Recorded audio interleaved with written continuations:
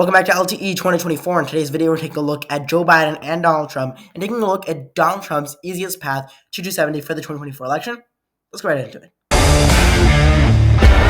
And welcome back to LTE 2024. In today's video, we're taking a look at Donald Trump's easiest path to 270, taking a look at the polls, taking a look at the 2022 midterms, getting into all that great stuff.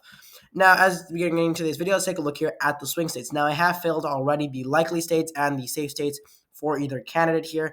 Now, I have given in particular, let me point out a few.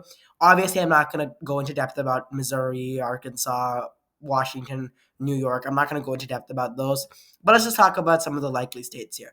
So I gave Joe Biden Colorado, New Mexico likely. Joe Biden ended up winning in the state of Colorado by, I believe, about over 14 points. He ended up winning in New Mexico by, I think, 9.6% in the 2020 election. So I do think that you could debate New Mexico as lean. I'm going to put it as being likely there. For the state of Texas, I gave it likely to Donald Trump. I know some people are going to say it should be lean. The reason why is simply because of the fact that there is a border problem going along in the southern border, and I don't think the Texans are going to be too fond of that. Joe Biden lost in the 2022 midterm, in the 2020 election by 5.6%, and he's definitely not gotten more favorable there. He's definitely gotten less favorable. Alaska here. Alaska is a state which has been voting consistently Republican for an extremely long time. I don't even know when the last time it voted Democrat. It has been a very long time, I believe. But Alaska is a state which is trending a little bit left. It has voted for some Democratic governors in some elections, although it has voted. I think it's pretty likely for Donald Trump. I don't think that too many political campaigns are going to be investing that much time in Alaska. Florida, I believe that it will be likely Ron DeSantis ended up winning by a big margin. Rick Scott and Marco Rubio as well won by a relatively big margin. And obviously, these are two big states for Donald Trump, considering the fact that each of them gained 2 electoral votes and 1 electoral vote, respectively.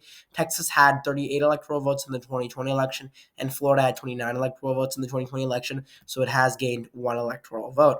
Moving on here to the state of Ohio, it is likely for Donald Trump. Now, it has lost an electoral vote since the 2020 election. It had 18 electoral votes before. Now it's 17 electoral votes.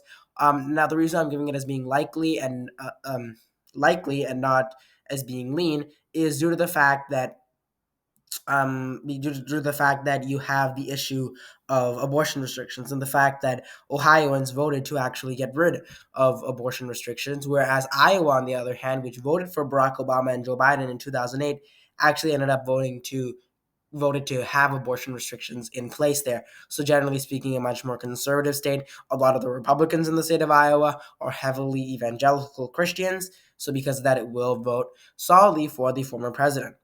Moving on here, we're going to go ahead and give several of these swing states to either candidate. Now, let me just talk about the state of New Hampshire. I forgot about that. New Hampshire is an interesting state. It voted for Hillary Clinton by an extremely small margin of 0.6% after voting for Barack Obama in 2012 by, I believe, 7 to 9 points. So, an extremely interesting state in that respect, although it flipped for Joe Biden again in 2020, where Joe Biden won in that state by about 7 points. So, it definitely voted for Joe Biden by a relatively large margin. In the polls, he seems to be doing relatively good. I'm going to go ahead and put it as being likely. So those are some of the likely states, and I got into one of the safe states. But let's continue on and look at our swing states. So let's take a look here at the state of Wisconsin. The state of Wisconsin here, an extremely critical state for the Biden and Trump camp to win. Now, why is this an extremely important state? Well, the reason why is because it is a swing state. It's worth 10 electoral votes, and in a close election, every electoral vote definitely helps out. So Trump is currently leading by 0.6%, which just goes to show you how close this state is. And taking a look back at the 2022 midterm election, we can see how close it was. Even in the midterm election, Ron Johnson, who was a Republican incumbent, ended up beating Mandela Barnes, a Democrat running against him. He ended up winning 1% more of the vote, approximately 27,000 votes when you round up. So with that being said, and with the fact that Donald Trump is leading in the polls, we will go ahead at this point and give Donald Trump the state of Wisconsin. And we will head back to the electoral map in a few seconds. Moving on here to the state of Pennsylvania. The state of Pennsylvania, Joe Biden is leading by approximately 0.3%. Now, 0.3% is higher than the last time I actually looked at this poll. I believe in one of the videos that I made previously, he was ahead in the state of Pennsylvania by 0.1%, although now he's ahead by 0.3%. So taking a look at this year, Joe Biden has 45%, Donald Trump has 44.7%. If you're wondering where the other 10.3% is, it either went to independent candidates, Green Party candidates, possibly no labels, or individuals who say that they are not voting. So Joe Biden is doing relatively good in that particular state. Going back to the 2022 midterm election, we saw the Democrats were actually underestimated in the 2022 midterms. John Fetterman, who ran as a Democrat against Dr. Oz, ended up beating Dr. Oz by approximately 4.9%. And Dr. Oz and Joe Biden are very similar in some respects. All right, they're very similar in some respects, and I do think that they're gonna be able to win. Now moving on here to the state of Michigan. Here, let's move on to the state of Michigan. Michigan, Trump's leading by 4.8%. Now, the reason why Trump is leading in the state of Michigan, the main reason why, I believe, is because of the Israel-Hamas war. The reason why Trump is leading in the state of Michigan is because of the Israel-Hamas war. This is the reason why. Because when you go back to polling data about 5 months ago, if you go back to polling data, let's say in September, okay, of 2023, in September of 2023, Joe Biden was kind of neck and neck, a little bit ahead of Donald Trump. Okay. In October of 2023, in November, December, it started to go down. What happened in October? The Israel Hamas war. Israel Hamas war will affect the state of Michigan. How? Michigan has a lot of Muslims. Muslims, generally speaking, would be pro Palestine. Joe Biden is not pro Palestine. Therefore, Joe Biden sunk. Now you could argue whether or not Donald Trump is pro Palestine, this and that, or pro Israel. You can argue that. That's not my job. My job is just to report what people are thinking. So Donald Trump's ahead by 4.8%. Seems like it's going to vote for him. 4.8% is a pretty relatively good margin. There was no actually 2022 midterm that took place in the state of Michigan, so we will leave that state there. But I do believe that Donald Trump is going to win in the state of Michigan. Moving on here to the state of North Carolina. In the state of North Carolina, Trump is leading by approximately 7.5%. Now, 7.5% is a relatively large margin. Going back to the 2022 midterms, Republicans did a relatively good job. They ended up winning by approximately 2.8%, which is not that great of a margin, although it is an okay margin, I guess you could say. So that's for the state of North Carolina. Trump's leading by 7.5%. In the state of Georgia, Trump's leading by approximately 7.2%. 7.2%. Now, this is a five-way race. Five-way. I believe all these polls. Let me go back. Sorry. All these polls, I believe, are five-way. Sorry, not all of them. Maybe some of them, but Georgia, anyways. The state of Georgia here. Just taking a quick look here at the state of Georgia. So we see here that Trump's leading by approximately 7.2% in the state of Georgia. Now, I don't think that he's going to win by that big of a margin because going back to the 2022 midterms, Raphael Warnock ended up beating Herschel Walker by approximately 2%. So a Democrat ended up winning. So I doubt that the polling data is accurate. Although that being said, I don't think the polls are off by 7%. Okay. I still think Donald Trump is going to win in the state of Georgia, although I don't think the polls are off by 7.2%. That seems too big of an error for me. I'm not going to say that the polls are overestimating Trump by 7%. That rarely happens. Even Hillary Clinton didn't get overestimated by that big of a margin. Hillary Clinton got overestimated by probably 3 to 4%, which was really her cushion ground. Donald Trump, I don't think he's going to be overestimated by 7%. I think he's being overestimated in the state of Georgia, according to polling data, by maybe 3 to 4%. But I do think that he's going to win. And even if you win by one vote and you win by 1,000 votes, it's the same thing, right? You get all the electoral votes. That's what matters. Now, if he were to win the popular vote, that would look good for him, right? If he were to lose the popular vote, that would look bad for him. But he would still become president, so that doesn't really matter. So for the state of Arizona here, Trump's leading by approximately 4.5%. Going back to the 2022 midterms, again, Democrats ended up winning, which is why I think that Arizona polling may be overestimating Donald Trump. The question is, by how much? Are the polls overestimating Donald Trump by 4.6%? That is the real question. Mark Kelly ended up beating Blake Masters by approximately 5%.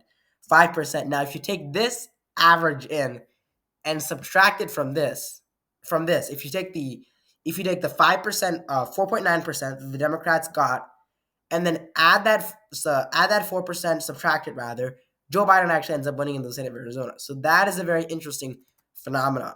Okay, that is a very, very interesting thing to look at. Moving on here to the state of Minnesota. So the state of Minnesota here, this is a very interesting state. Joe Biden is leading by approximately 2.6%. Let me just go ahead and look at this map here as well here. State of Minnesota, we did not have a midterm election, sorry about that. But for the state of Minnesota, Joe Biden ended up leading by 7% in 2020. Hillary Clinton 0.6%. So Joe Biden will end up winning. Virginia, Biden's leading by 4.4%. 4.4% there, 46.7% to 42.3%. And there was not a midterm election either in that particular state. Going back here to our map here, our YUMS map, we're going to go ahead and give Joe Biden here the state of Minnesota here by a tilt margin. We're going to go ahead and give him the state of Pennsylvania by a tilt margin and the state of Virginia by a tilt margin as well. And then moving on here, we're going to go ahead and give Nevada. Sorry, I didn't look at the state of Nevada. I forgot about that state. Trump's leading by 7%, going back to the 2022 midterms.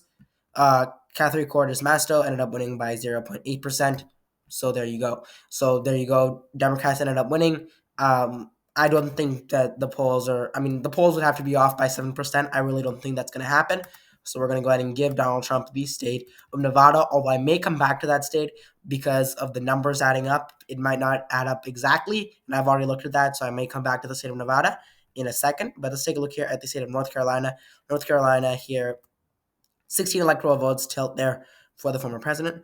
And here in the state of, we have 250 to 244 now, but let's just take a look here at the state of, I believe Trump's leading by a greater margin in the state of Georgia, right? So Georgia, I would go ahead and give it to the former president, so the state of Georgia. And then I'm also going to go ahead and give him the state of Michigan, in which case he would not have to win Nevada, okay? In which case he would not have to win Nevada. All right, so in which case he would not have to win Nevada. Now, I think that he's going to win Nevada, although that wouldn't affect him in terms of getting to 270, right? That's why I said I was going to go back to the state. I think that he has a higher probability of winning Nevada compared to Michigan. All that being said, I will go ahead and give it to Joe Biden just because of the fact that we don't need him to get over 270 by a great margin. We just need him to get to the bare minimum of 270. So that's why I think that Trump's going to win in Nevada, although he doesn't need to get 270. And the purpose of this video is the easiest path to 270. So Arizona here, Arizona will go to we'll go to Joe Biden since this would be a tilt state, considering that. And for Maine here, we're going to go ahead and give the 2nd congressional district. We'll give both the congressional districts just because of the fact that this is the minimum margin, obviously. I think that Trump could win Maine. Trump could probably win Maine's 2nd congressional district. All that being said, we're getting to the bare minimum of 270. So because of that, we're going to go ahead and give Donald Trump here, Joe Biden rather, Maine's 2nd congressional district and Nevada. I think Trump could possibly win in Arizona. Although when you base it off of polling data and the 2022 midterms, Joe Biden actually ends up leading in the state of Arizona. All right, so that's my final prediction for today's video. Guys, if you like this video, make sure you hit the subscribe button down below. Make sure you like the video and subscribe to the channel if you are new. And I'll see you in the next video.